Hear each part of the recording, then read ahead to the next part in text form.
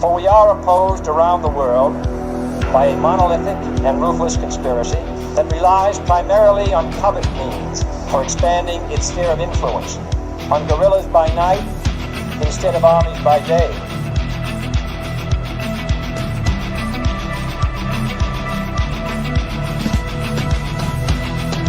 On infiltration instead of invasion, on subversion instead of elections. If I were the devil, I'd take from those who have and give to those who want it until I had killed the incentive of the ambitious. Violence and vandalism is being led by Antifa and other radical left-wing groups who are terrorizing the innocent, destroying jobs, hurting businesses, and burning down buildings.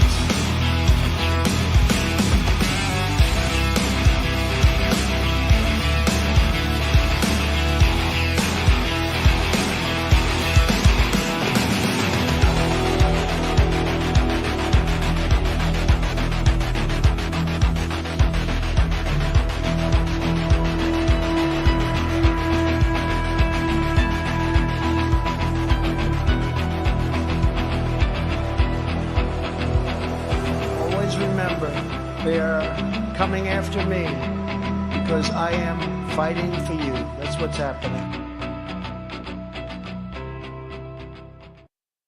Greetings, fellow thought criminals, and thank you for joining the insurrection. I'm Michael Lauber, and today we're doing something a little different. I have two guests with us. We're going to bring them here in a minute. But, you know, a lot of what we've talked about on this program is what's led us to the situation that we're in today. And we need more leaders, not just President Trump. There have to be other people at the state level. We need strong governors, people like Ron DeSantis and others that are really pushing back against this evil that's invaded our country through multiple different veins. So today I want to bring to you guys two different guests. We have Sheriff James Mendrick. He's running for governor of Illinois and is a law and order candidate. And that's really what we're going to hone in on here today, because obviously all of us are seeing the news. We're seeing the attacks on the ICE agents there. We're seeing this behavior just be allowed to go. We see the same thing in California, in Oregon, specifically in Portland and Eugene. We're seeing these attacks in Dallas against our federal law enforcement officers that are there to protect our country and help alleviate these problems to the best of their ability. But if we want to really save this country, get things restored, it can't just be a top-down approach. We need leaders in the states, and we need people on the ground, too, that are willing to take action and push back against this. So, and then I also have Noah Herod with us. He's with Roman Strategies. He's a political consultant, and he's also going to offer some insight here. But Sheriff Mendrick, if you could, kind of give our audience a little of your background, and we're going to jump right into this. Sure. Hi, my name is James Mendrick. I'm the current DuPage County Sheriff. I'm running for Illinois Governor. I'm a 29-year cop. I started back in 1996 on Midnight's Patrol, making 24 grand a year, chasing suspects at 3 in the morning. So, I did that for about 4 or 5 years. Then I made detective sergeant, and I was put in control. I ran, again, we're the second biggest county in the state, about 1 million people in this county. And I ran all of the financial crime investigations, the detective sergeant, for about 6-year stint of time. So, I don't look at a budget as how do you tweak it. I look at it, how do you forensically audit and find out, if the jobs are really there, if people are really working, if the contracts are real, if you're really taking the lowest bidder, if your numbers add up, if you're transferring money to different places that you shouldn't. So I did that, and I did very well with financial crimes. And mind you, we didn't just, go over budgets. We investigated embezzlers that were billionaires, overseas drug trafficking and human trafficking, retail theft rings, all that kind of stuff. So after doing that for 6 years, I got awarded with accreditation. That's where you audit your own place for 3 years. So for 3 years after that, I did nothing but audit the sheriff's office.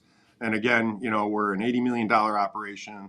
504 employees, 300 contractors. Wow. So there's a lot to audit. Then after that, I did really good at that. And then I got put into budget. And then I ran that $80 million budget for a 12-year period of time up to now, to where it's all been budget. So a good portion, most of my career has been in executive budget work and financial work. So For me, it was really easy and obvious with that background to see that we don't have a revenue problem in Illinois. We have a massive spending problem. Yes. Yeah, and your background there is going to be useful both in law enforcement and getting a budget on track. Because as we've seen, especially with some of the spending in the city of Chicago, a lot of it directed towards illegal aliens that they're protecting. They're bankrupt. We see the same problem in California. They took out a loan for, I want to say it was 42 or $44 billion in change, just to ensure they could continue to fund Medicaid programs for illegal aliens that if you were a citizen, you wouldn't qualify for if you're working. But if you're an illegal alien, then everybody gets free health care insurance. Not really free. It's at the taxpayer's expense, but you know how it works. Well, I also want to bring in Noah here real quick. Noah, can you give our audience a little of your background? And we're going to jump right into this. Yeah, I'm Noah Harrod. I'm 27. For the last 10 years of my life, I've been doing politics. It started out by knocking doors, and now I'm working in more high-level campaigns. I have the privilege of working for the sheriff, and hopefully together we will save Illinois. And I moved to Florida about 3 years ago, but at the end of the day, Illinois is my home, and I saw a real chance with the sheriff to take back Illinois, make it safe.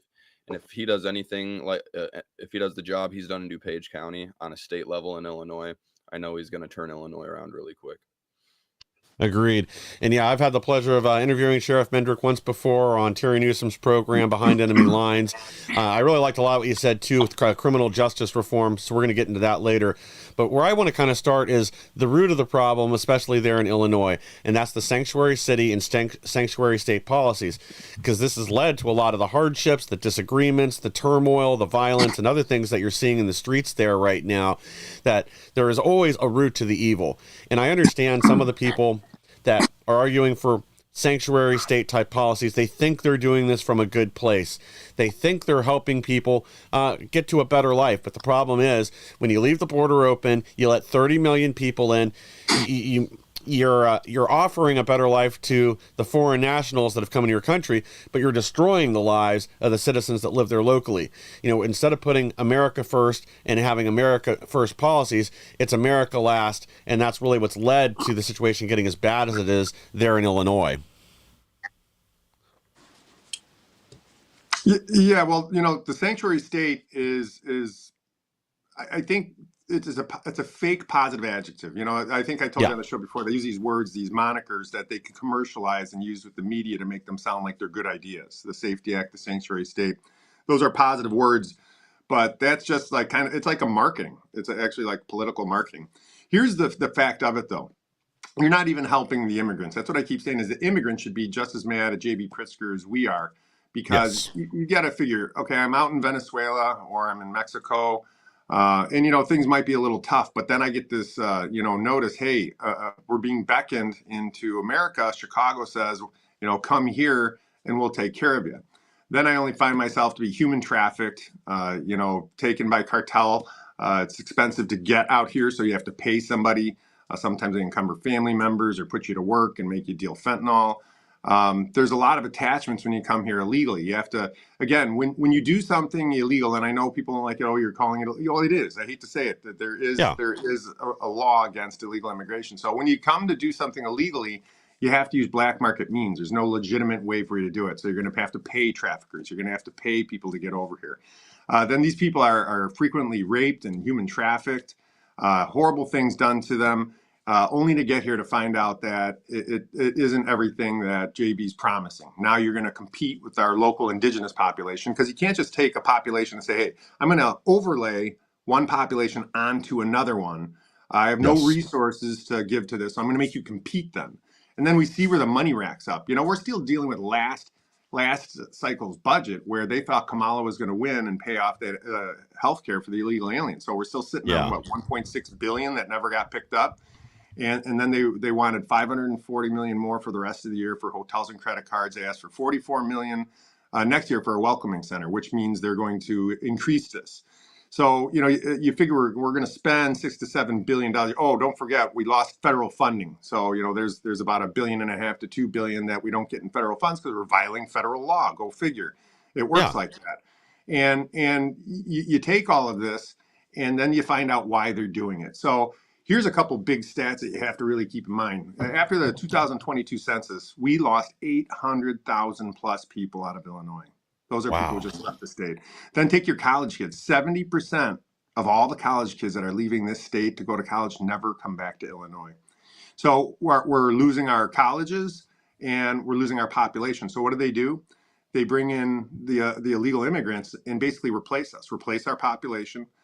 Then they say, hey, we're gonna pay for education to illegal aliens. So there's another $2 billion. And mind you, I don't know how the state budget works, but their budget was July 1, right? So I set my budget July 1, and then in August I had billions of dollars in education, abortion pills in all colleges, mandatory mental health screening in schools.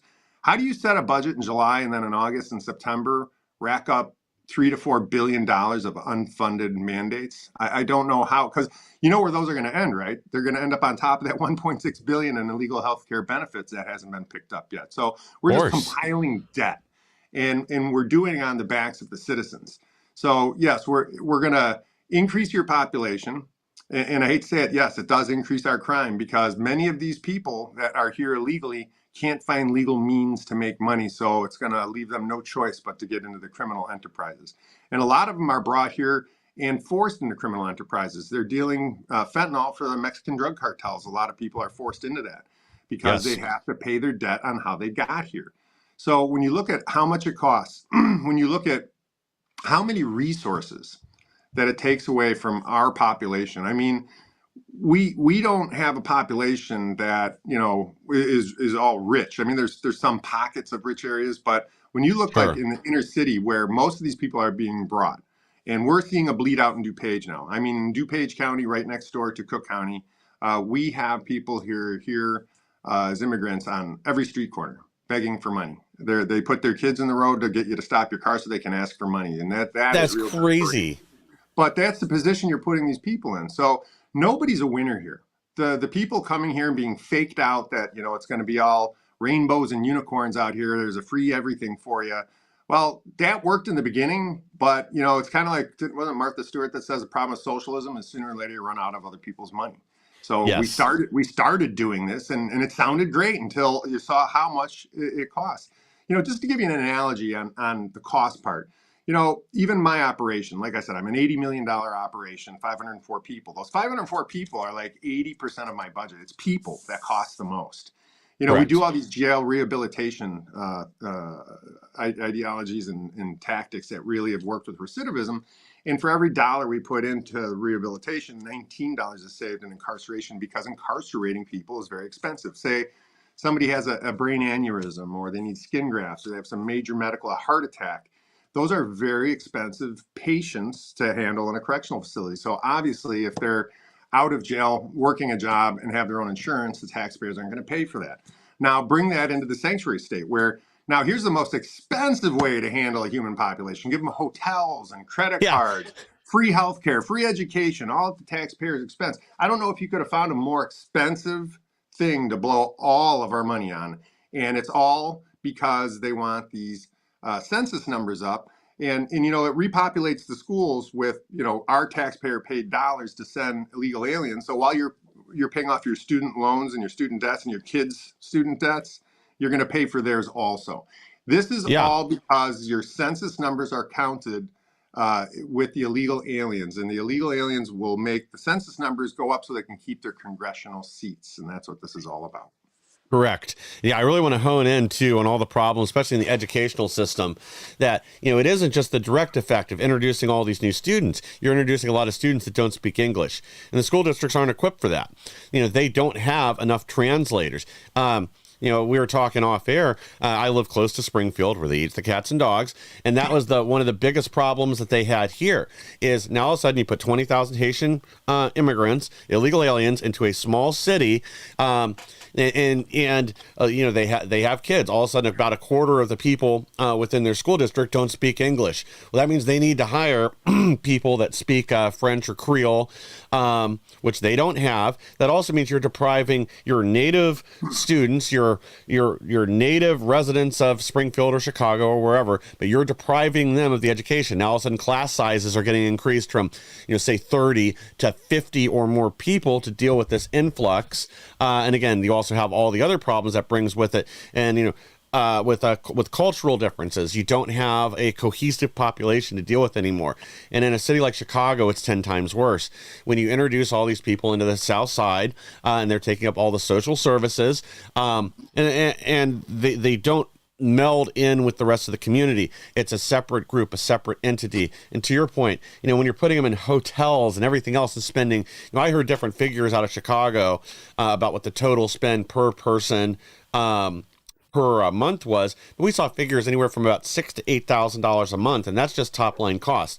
That's not counting, all the hundreds and hundreds of arrests that were having to be made in some of these migrant hotels and facilities for everything, rape, sexual assault, dealing drugs, fights, just a huge problem there. Not to mention all the other crime that it's led to in an area that's already struggling. And then they're losing their social services. They're losing their gyms, their rec centers, their schools.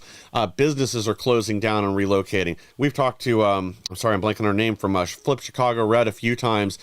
She's talked about that successful business owners that she knew that had a business there on the South Side, now all of a sudden their regular customer base isn't coming in. They're either afraid to, or they're now avoiding that part of town, or they're dealing with thefts or other issues. She talked about a lady that owned a gym there that was forced to close it down because they had Venezuelans coming in that didn't speak English, couldn't deal with the staff. They were wanting to just use the equipment. Police aren't showing up when they call. And eventually it just got to be too big of a problem to deal with between that and the thefts that were occurring. And they just closed the business down.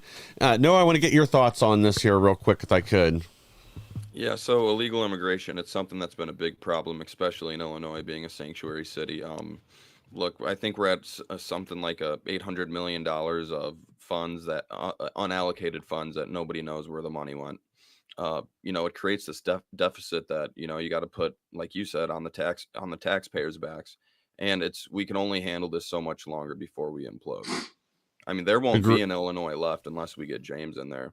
And to James's point, he used to be a forensic analyst, and where is all this money going? We don't know where it's going, but we have a pretty good idea of where it's going. Yeah, well, that's one of the questions we've been asking too, some of these NGOs for a while now, and figuring out if any of these funds were used illegally, because a lot of these charities and 501c3s and other things, they have parameters they're allowed to operate within. They're not allowed to just spend the money on whatever they want, especially when it comes to potentially illegally assisting in human trafficking as they're moving people across the country and everything else. I mean, there's a lot of secondary problems we'll have to get to at some point. But I want to bring up one other an article that was sent to me yesterday, actually, I wanted to discuss with you. And sorry, let me pull this up so I can see it. My screen is not cooperating. There it goes. Illinois law prohibits sheriffs from assisting ICE with immigration enforcement. Some wish they could. And I wanted, again, as a sheriff, I wanted to get your thoughts on this. Like right now, are you being restricted from helping in any way, from whether that's alerting them that, hey, I have a person here with a violent criminal history that is probably due for a deportation, or if that's even just assisting on the street when ICE officers are either being attacked, when we've seen videos of these Antifa mobs standing in front of vehicles, wanting to be human traffic cones, or worse. We've seen escalating violence for a while. So are you being restricted now from what you'd like to do to enforce the law there in Illinois? Yeah, I mean, we're working within all of our means to use the law and go to the extent of the law to help ICE at where we can. And there are some things that we can do, and when there's federal warrants involved, that really eases up a lot of things.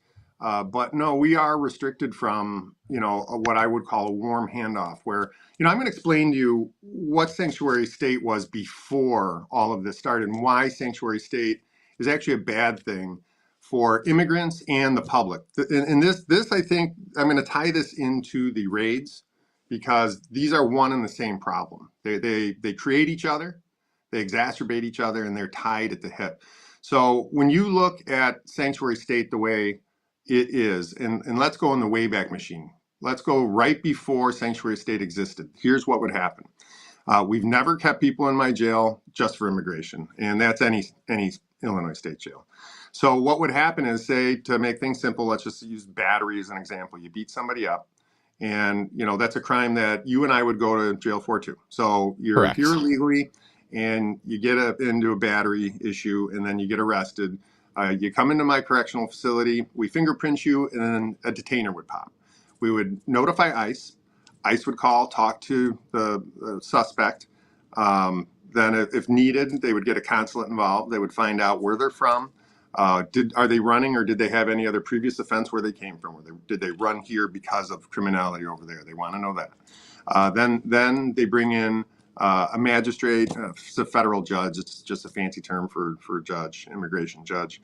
And they would determine that, okay, is what they're running from potentially deportable, or is the new crime that they've committed qualify for deportation? And, believe me, they never had us keep or deport the little ones, like $100 retail theft and stuff like that. They said, do your process and let them go. We're not paying all that money to deport somebody for something small like that. So what would happen then is, say it was a rapist or murderer in one of those high crime categories that they would want to deport for. Then we would just notify ICE. They would come to pick up the person. It would be a warm handoff where there's the person in cuffs. There's not going to be any fight. Sure. And that was it. And that was the end of the scenario. But now add in sanctuary state. Sanctuary state means, okay, I'm an immigration officer. I raised my right hand and said I will do the job of immigration enforcement. And now you got to realize, I'm a cop too, so I'm just a different kind of police than they are. We do different jobs. Say I would pull you over for DUI, and you're blasted, but I let you go, and you careen into oncoming traffic when I let you go, and you kill a family. I would be toast. Same thing with the domestic. I go to the door, someone's got a bloody nose, I take no action, one kills the other one. Same scenario. I'm gonna be liable. So when you have immigration officers, they have to do their job, right? They're going to have intelligence. They're going to have targets. They're going to say, this person's a criminal. This one's a criminal. We have to seek this person out. We have to seek that person out. So I have no access to the jails because we're going to violate federal law and say you can't have access to the jail. So what do they have to do? There's no other way to accomplish their job but by going to homes, workplaces, schools, Home Depots, wherever they may be is where they're going to have to go. And that's what I'm saying. These raids are not Homan or Trump's fault. It's J.B. Pritzker's direct fault for creating a divisive mechanism where I cannot, as local police, I cannot cooperate with federal government. A federal governmental component charged with the largest immigration enforcement issues that our nation has ever seen after 4 years of Joe Biden's open borders. And we aren't allowing cooperation with ICE to handle this problem. In fact, we're impeding them by saying you can't come into our jails. So hence the raids. Now the raids are caused. And here's the problem. And this is what Homan has said a few times when he mentions the words collateral damage. So again, I gave you the scenario of, raising your right hand. I swear to do my job to the Constitution and all that kind of stuff.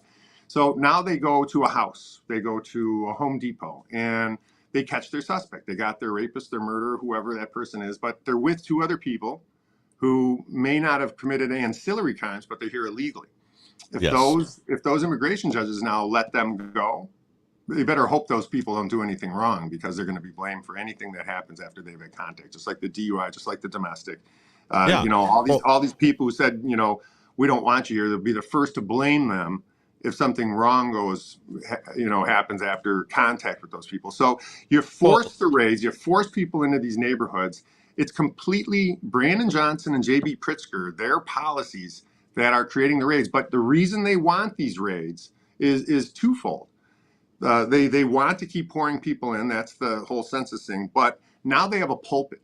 Look at me. They're attacking our people, the evil federal government. I want to run for president, everybody. Look over here at me, and I'm battling the evil government against, people want to take my oppressed people. No, you brought those oppressed people in. You didn't have adequate resources for them. You knew what you were doing. You're using them as census numbers. They don't mean a darn thing to J.B. Pritzker other than a census number to be evaluated so he can keep a congressional seat. It's not his love for immigration. It has nothing to do with it. If I could, it's even worse than that. So, as you mentioned, they're going after, the ICE agent that Trump's sending out to Chicago right now. They're not going after people just because they're here illegally. They are targeting criminals, which Pritzker and everyone else is protecting within the state. And by not allowing them to work with law enforcement, when one of these guys gets scooped up for a DUI or assault or whatever else, now they're having to go into these communities, and that ultimately makes everyone less safe. We're talking about people that are already criminals in addition to breaking into the country illegally, many of them violent. So this increases the chance of a shootout or something else happening when all of a sudden you've got 15 ICE agents kicking in the door at an apartment complex. You're putting everyone else in that building and those agents at risk with this policy. And also, again, they're constantly ratcheting up the heat, or ratcheting up the violence, as they like to say, or turning the heat up. So because they are waiting for an incident where something like that happens, and then they can blame Trump and the administration for enforcing the law, doing their job when one of these guys does open fire and then there's an innocent victim killed or something even worse happens. It's insane right now that we can't just agree like we used to follow the laws as they are on the books. Maybe you don't like it, but then that's where you use your politics. That's where you run, and then you fight to change the law that you don't like. Now, that's obviously not going to happen with immigration, because again, the underlying factor is they want to manipulate the congressional district map. They want to have reps assigned to Illinois that should not be, by inflating the numbers of their population through illegal immigration, and therefore gaining extra power in the House, extra budgetary funds coming into the seat. And again, it's a disgusting manipulation where you're using human people as weapons to further a political agenda. Noah, what were your thoughts on this? At the end of the day, there's a line, and you wait in line, and you come through a port of entry, and you do it the right way. You don't come in illegally. If I go to a store and I cut somebody in line, they're gonna ask me to leave. Well, that's what we're doing. The first crime they broke, to your point, they're here when they shouldn't be. There's a lot of people who do it the right way and go through the process, and that's the thing, and why we have to have the process. It makes it so thankful. It should, you should be proud to be an American. It makes people proud when they get their citizenship. This is an absolute treat to be here. And when you just flood people in, it takes away from it. And America was built on immigration, but it was built on legal immigration. I think immigration is a great thing. It's also great for the economy, but not when we're just flooding people in like an invasion. Yeah, exactly. It is a privilege to be here in the U.S. It is not a right. We as the American people do have a right to know who is within our borders. Again, I've got a lot of family members that immigrated here legally. Friends, Annie, one of the co-owners here at Ex America News, she immigrated here from Iran. She did it the legal way a little over 20 years ago now. And those kind of people, I think, really do understand the value and the opportunity that they've had coming here to the United States, as opposed to wherever they came from. They came here because they want to be Americans. They want to follow the law. And when you just open the door, you do end up with these problems that we're seeing in Chicago and everywhere else. And that's why it's such a struggle to fix right now. All right, guys, we do need to take a quick break, hear from our sponsors, and then we're going to be right back with even more. Hello, everyone. I'm excited to announce the next generation of energy drinks, Rev 7. It has no sugar and no caffeine. Instead, Rev 7 uses Go BHB. Go BHB is one of the body's primary ketones, and it provides the most efficient and clean fuel that your body needs. It also helps you stay energized all day with no crashes. Not only that, it produces 3 times more brain energy than sugar, which helps boost your memory, focus, and mental sharpness. It also helps reduce stress and helps balance your mood. Rev 7 does all that while being the best tasting energy drink ever. So go to mypillow.com or call the number on your screen. Use your promo code to save 20% today. I'm so sure you're going to love Rev 7. For a limited time, you get our introductory 3-pack absolutely free. I drink Rev 7 every day and I absolutely love it, and so will you.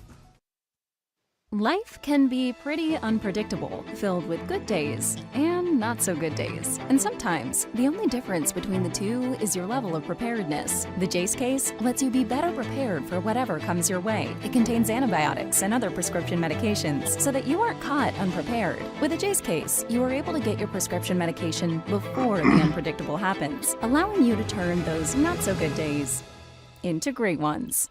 Go to jace.com now and get your own Jace case. Thank you for staying with us. And again, the best way to support our program and all the great programs here on X American News is by supporting our sponsors. You can do that by going to jace.com or jacemedical.com. Use code INSURRECTION. You'll get an additional discount. Now, I'd advise you guys to pick up a Jace case. This isn't a regular first aid kit or a Band-Aid box. This contains a variety of antibiotics, non-narcotic pain reliever, steroids, and other medications that can be necessary or even life-saving if help isn't on the way. This is something that's better to have it, not need it, rather than need it, not have it. That's a good way to protect you and your family in the time of an emergency, whether it's a natural disaster, civil unrest, maybe you're traveling overseas, or maybe China decides to cut off our supply of medication, because right now we still don't have all the facilities up and running that are necessary to produce a lot of the drugs that we're going to need here at home. I guess they're pretty good at getting fentanyl into the country, but they could hold the rest of it hostage.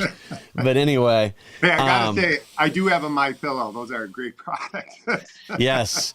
Yeah, that's another one. You want to support us and support Mike Lindell. As you guys know, I worked for Mike, helped getting Lindell TV off the ground the first few years over there as a producer. And eventually Annie and I had a program over there on the weekends called Let's Be Frank. That's kind of how I got our start in all this. But yeah, Jace is a great company. They make a great product. They can also customize it and tailor it to your needs. And they have a variety of other kits available on there, which I'd recommend looking at. Again, this is a small investment that would offer a great amount of protection in a time where help is not on the way. So again, go to jace.com or Jace Medical. Use code INSURRECTION for an additional discount to help support all the work we're doing here on this program. And it helps X American News bring you the news the mainstream media doesn't want you to hear. So I want to jump right back into this. And one of the things that you sent me over to look through was the Safety Act. James, could you get that, and kind of give our audience a rundown on what it is and why this is so important, especially there in Illinois?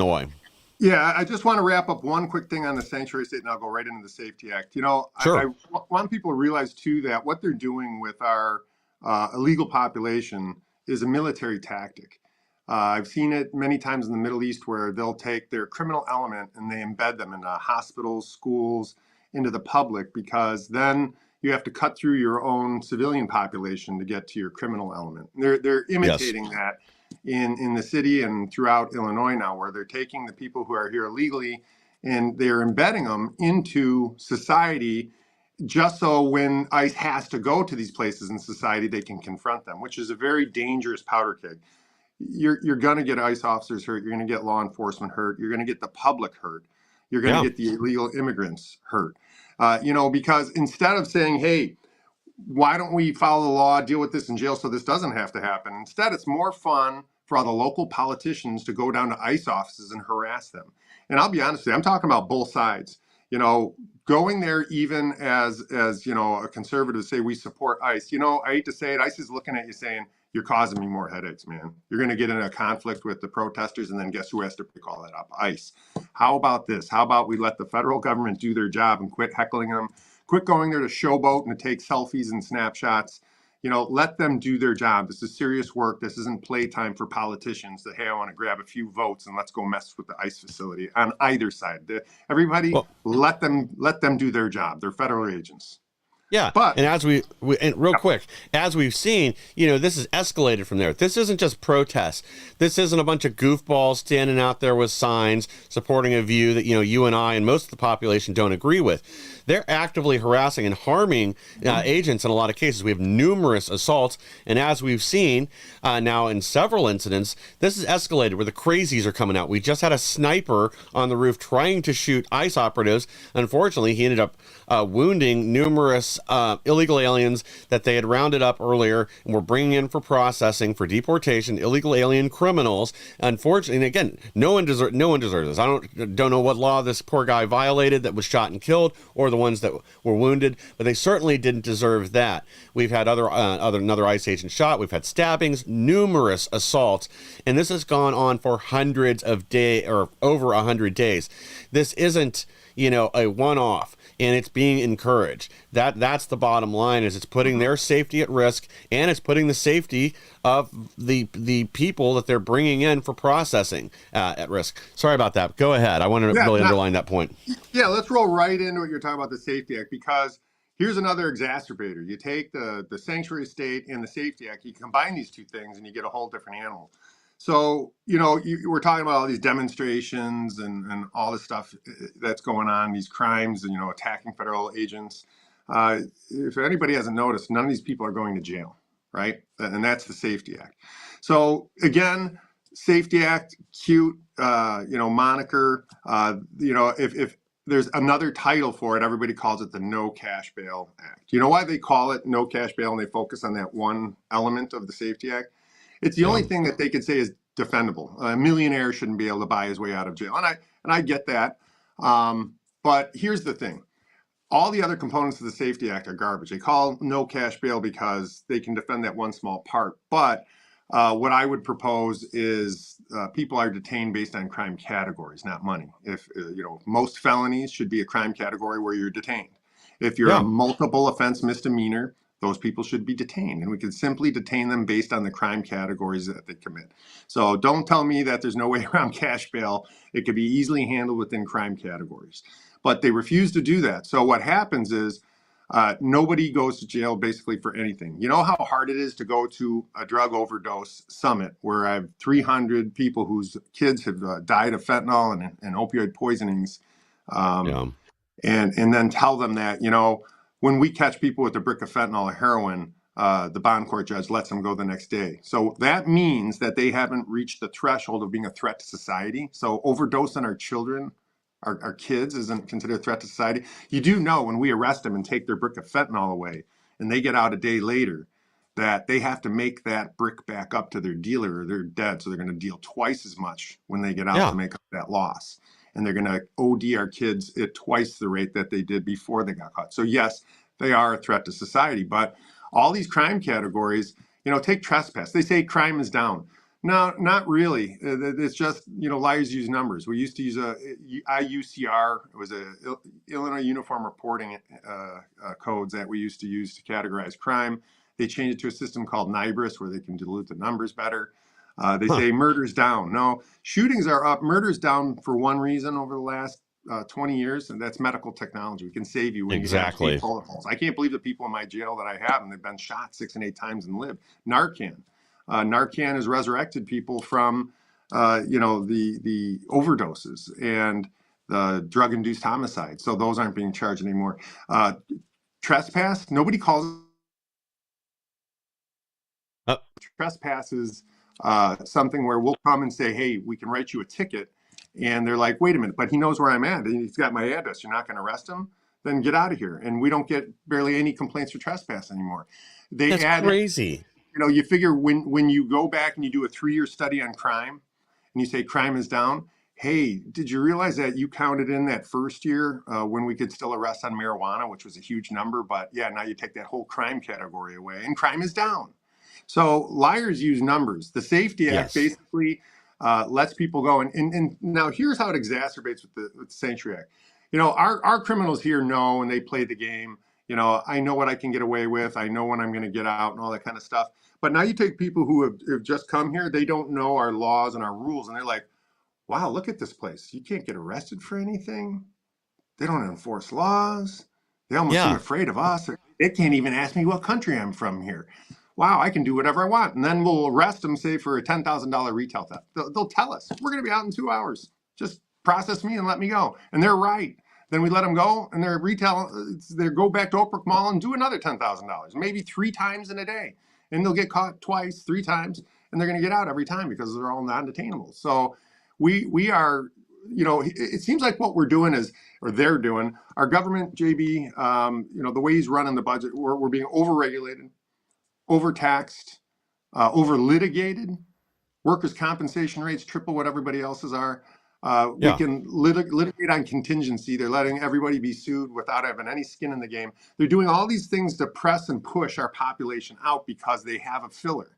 Then they summon all these people in, and we're being washed out. We're being replaced. They're slowly replacing us with a population they feel that they can control. And the Safety Act and the Sanctuary State are 2 prongs to accomplish this task. Basically, all the people that are hardworking, if I pressure them enough, they're going to leave. And I think he even said once, if you want to leave, well, leave. And that's the way he looks at it, because he's got an extra population on the side to replace you with. Yeah, he has a group of people he can rule over. They're totally dependent on them for services. It's disgusting. And yeah, the result of the Safety Act, we've all seen it. We all saw what happened to Irina Zarutska over there when she was stabbed in the neck by a career criminal with 14, I think it was, prior arrest. And there was another person that testified before Congress yesterday. I actually have the story, but we're not going to get to it. But his daughter was also murdered by a career criminal. He had been in and out of jail, processed 40 times. He had, I think it was 140 years for the crimes he'd already been convicted of, that he should have been in jail, and he had served, I think it was 600 days in the last 10 years, even after, despite committing all these crimes. And it's because he was caught and released over and over and over again. People want to be nice. They want to be soft on crime. So they were suspending sentences, letting him out, putting him just on probation instead of locking him up. And you can't do that.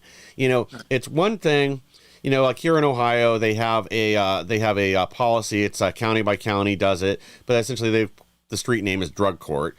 But basically what they do, if you're a first-time drug offender, they'll give you an option. And I think things like this are good. There does need to be some leniency for people, especially with a non-violent crime where that wasn't affecting someone else. And again, I know you can argue that you're still funding the cartels and everything else by buying drugs, but the individual is given an opportunity. If they can clean up and complete 2 years first of either drug treatment if they need it, then they have to weekly attend Narcotics Anonymous or other similar meetings. There's a number of approved programs. And they have to still go through probation like everyone else would, drug test at least once a month. But as long as they complete that, they stay clean and sober, they don't commit any other crimes, the original offense is wiped from their record. And I think a lot of people don't understand, too, that, a lot of drug offenses, it's not like a ticket for marijuana possession. A lot of these are felony charges, even if you have, what most people would consider to be a relatively small amount of the drug. So this is something that prevents people from having that stain on their record. It allows them to still continue with regular employment where it's not going to be a problem. So some leniency is okay, but we can't have these insane policies where you're letting serial shoplifters. I used to joke around about this woman that came in for an interview with me forever ago when I was still in the staffing industry that had I think it was a dozen shoplifting charges in the last 4 or 5 months. I told her, there is no way I can place you with any of my clients. There is no way anyone can trust you. And then, I told her I couldn't hire her, and I make sure she didn't walk out of the office with anything. But, no, I want to get your thoughts on this. Oh, sorry, go ahead. You first. Yeah, so relating to exactly what you said. So let me go back in another Wayback Machine and tell you how it was before the Safety Act. We already went over the Sanctuary State. So the Safety Act, I have, again, the second biggest correctional facility in this state. About 80% of the people who come into my jail are on substance, heroin, fentanyl, alcohol, sometimes a combination of a whole bunch of stuff. Half of them are self-medicating for mental health issues. Probably over half of my population are Cook County residents. That's where I get my business from, is from Chicago. And what we do is we do full detoxification, medicated assisted treatment, Suboxone, methadone, one-on-one psychiatric work. Now, you can't get daily one-on-one psych services, even if you have the greatest insurance. The weirdest part is that is something you can only get in a correctional facility like mine. Then we have 200 counselors, educators, and teachers teaching 80 courses per week. We interview our people and find out from them why they're here. They've been molested at a young age. They've been put on dope at 10 years old. So we take those ailments, those issues that cause this criminality, and then we backwards engineer the counseling and the treatment and all of the stuff that will fix those particular problems. Then we do gang tattoo removal. Mind you, we started, way back when, about 7 years ago, with job training, vocations, sanitation, horticulture, indoor hydroponics, composting. We create farmers, small engine repair. We do all these welding, tiling, drywalling. We do all these different courses. And our recidivism rates went from 75 to 15%. We saw our opioid numbers go down from 90 to 18%. And it's by filling these gaps. And we had College of DuPage come and build a college in my jail. So we're not paying for any of this. This is the college exists in my jail. I gave them access. So it's their teachers, Sure. their curriculum, their product, all that kind of stuff. It's the same as in COD, but they just teach it there. So that is a way to deal with your criminal population. But now you say, hey, Safety Act, instead of putting them through this process, because like when we could actually hold burglars, we used to call burglars low-hanging fruit. They're usually substance driven. They'll do 6 months in my jail. They'll have a job and be making 50 grand a year, 2 weeks out of jail. You'll never see them again. Now take that same burglar, can't hold them. So remember, 80% are coming on substance. So when we hold them for 2 hours or 6 hours, hey, that's called detoxing or jonesing or tweaking, whatever name you want to give it. That's what we're letting them out in that condition. What kind of decision do you expect somebody who's jonesing for more fentanyl or heroin? What kind of decisions are they going to make? So what actually happens here is that they don't get seen by a judge except for bond court when they get let go. 4 of these later, they finally see a judge who says, oh, you're a 4-time loser. Now you're doing 15, 20 years in IDOC. So the Safety Act actually promulgates long-term incarceration, and it promulgates short-term incarceration, because guess what? When I can't even ask you what country you're from, and I say, where do you live? And you say a tent. Where do I send the court notice to so you can come to court? Yeah. We don't know. But then they get picked up on a failure to appear warrant. So that's what I have in my jail. It didn't limit the people who are in my jail. So I have just as many before the Safety Act, and it promulgates long-term incarceration. Good job, guys. The actual spirit of what you claim the Safety Act does, it does the exact opposite. Oh, I know. It's sick and disgusting. No, I want to get your thoughts on this real quick. Yeah, so the Safety Act, me and my friends actually call it the Purge Act, because it's almost just that. It took Illinois backwards. Illinois was going backwards anyway. It emboldens criminals. When somebody, for example, could walk up to me and punch me in the face, spend 3 hours in jail, and then see them on the streets tomorrow, they can do it again. Yeah. It makes it keeps criminals safe, and it keeps good citizens like us at risk, and puts us at risk. It puts our families at risk. It's a very scary thing, and like the sheriff said, Pritzker doesn't care if we get mad and want to move away. I moved from to Florida 3 years ago. He didn't care, and there's a lot of people my age moving away because he has that side population and that census of voters, and that's all he cares about. And the Safety Act, day one, I've talked to the sheriff. Day one, that'll be gone. It's dangerous. It's and it's a bad thing when I'm looking over my shoulder pumping gas in Chicago, or even surrounding suburbs at nighttime. It's just it's a different world out here, and it needs to change. And I don't even feel safe. So Yeah. Well, actually, and I got one question. I've got one last topic I want to get into, but I've got a question for you, Sheriff. One of the, I've kind of said this jokingly, I don't know if I've mentioned it to you or not, but one of the reasons I live in Ohio, but one of the reasons I don't like going into Chicago is because here I have a concealed carry permit. I can protect myself if something happens. But Illinois, as far as I understand, they have no reciprocity with outside states at all. Is there any chance you'd be able to address concealed carry, make it easier for your own residents to defend themselves, but also open up some reciprocity with other states? Yeah. So again, I will tell you, we have really done some neat things in our correctional facility. And, being able to mine data from all of our inmates for the last 7 years. Again, we interview all of the inmates.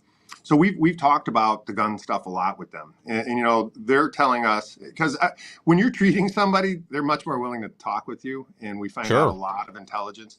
But they're saying all the guns that the gang members are getting in Chicago are coming out of Indiana gun shops. Why we've never actually looked at Indiana and what they're doing to our state. And, that's a federal crime. It becomes when it's a felony and it borders two states. It just seems like there's no enforcement being done on that part of it, where they're getting their weapons from Indiana. But then here's the other part. When we interview them, they say the reason a lot of these gun crimes are committed is they know you're most likely unarmed. So you're an easy target. The gang, what you have to understand, the gang members, they're not stupid, right? They're just into criminal enterprises. In fact, a lot of times when we rehabilitate them, we find out they have high business acuity and that they're very successful. I'm sure, yeah. But they know the rules and laws too. So they say, hey, here it is, Sheriff. We know that they're vulnerable, that they don't have anything. I can walk up, stick my gun in their face, take their car, their wallet, whatever I want, and then I'm out of there. It's a 30-second encounter. The police aren't going to be there in 30 seconds. So by the time you call, your car is already being burnt up in Chicago. So they know that. And they know that, hey, if I get caught on this, I'll be out. They're not going to keep me. But if I shoot somebody, they do know then the manhunt's on. They're going to go to jail. They're going to get caught. Their life is going to be taken away. They understand that much. So if you display a gun, that's why I think they say only 5% of the gang members that we catch with guns actually shoot. They're display objects. So you run up on me, I show a gun, they back off. They don't want to get in a shootout with each other, let alone a civilian. That makes it even worse. But as soon as you start killing people, now you really are going to have a manhunt no matter where you are. We're going to catch you. You're going to go. They understand the difference of that. So they know that 9 out of 10, at least 9 out of 10, are going to be weaponless. When they told me those stickers on the doors with the gun with the cross, the hash mark through them, they say those symbols mean that I'm the one in charge when I go in. So exactly. They're preying on a population that they know is unarmed. And think about this.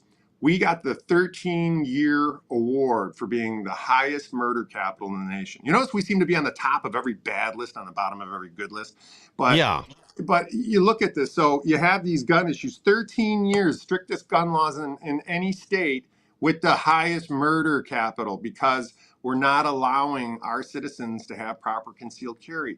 I suggest that if you don't have a mental issue or you don't have a felony issue, that you do carry. Because again, I can't be there for you in a 30-second encounter. And correct. I hate to say it, a gun is a grand equalizer between the 80-year-old and the 25-year-old thug who's coming to take your car. That changes everything. And I'm telling you, most incidents can be diffused by displaying a weapon. They don't want to get in a shootout with you. They just want to take your stuff. We're making it too easy for them. What we're doing is we're creating a society of sheep. We're demasculinizing our men. We're telling them you can't fight back. We're not going to punish crime. In fact, the only ones I think we're going to punish is the cops. Let's make everything as hard as we can on the cops. We need to support our police. When we have a mayor out there last week saying that law enforcement is a sickness, we're a sickness that needs to be eradicated. Why don't we eradicate his security force? He uses like 100 state police, from what I understand, to have security all the time. Holy Lord, really? He seems to be dependent on cops. So why don't you take those and put those guys back on the street? That would be nice. Since we need to be eradicated, you shouldn't need us. Yeah, or take their guns away and see how they feel about it then. I want to bring up one national topic and just get both your thoughts about this, because obviously this is what everybody's talking about today. No clear path forward for stopgap bill hours ahead of shutdown. And again, this is one of those problems that seems to be self-inflicted for the Democrats, that the issues they're holding out for is they want more money for illegal aliens that are here. They want to put more money back into, both for insurance for illegals and into Obamacare, because that's down to 20 million participants. And there's something fishy about those 20 million, but we'll get into that again another time. But even the things that they're picking for, and they want $50 million for their friends in the more liberal media, because a lot of them are failing in having issues with audience retention, bringing in sponsors and advertisers. They're in basically free fall. But I wanted to get your thoughts on this. And, if we do have a shutdown, how long do you think it might last? It's terrifying, because when you see where they fail in so many different directions, none of this can be, I hate to say it, none of this can be solved while we still have the sanctuary state.